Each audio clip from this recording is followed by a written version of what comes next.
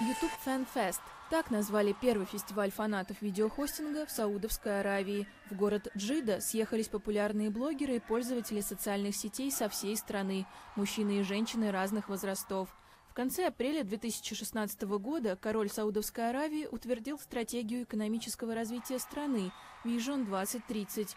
Ее важной частью стала индустрия развлечений, и огромную роль здесь играют социальные сети. Они предоставляют большие возможности для свободного общения молодым людям из традиционного консервативного государства, в котором общественные дискуссии жестко контролируются властями, а совместное времяпрепровождение мужчин и женщин зачастую незаконно. Диана Бадар, президент представительства компании YouTube на Ближнем Востоке и в Северной Африке, объясняет, что выбор площадки очень логичный. Это наш первый фан-фест на Ближнем Востоке, и мы решили провести его в Саудовской Аравии.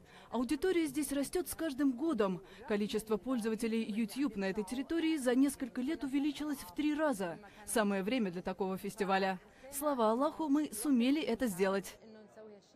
По данным YouTube, в 2016 году, по сравнению с 2015, количество видеоканалов в Саудовской Аравии выросло в 2 раза. Руководство компании считает эту страну перспективным рынком. Похоже, недопустимость каких-либо общественных развлечений осталась в прошлом. В феврале в Джидде уже прошел первый Комик-кон, фестиваль поклонников поп-культуры, куда приехали некоторые мировые знаменитости. Теперь YouTube Fan Fest – возможность познакомиться с любимыми блогерами, говорит создатель одного из самых популярных видеоканалов о спорте Хусейн бин Махфуз.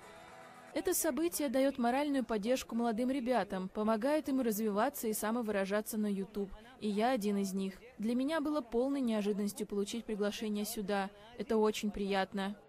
Власти Саудовской Аравии заявляют, что, развивая индустрию развлечений, они создают платформу для появления новых рабочих мест и закладывают основу для преодоления нефтяной зависимости.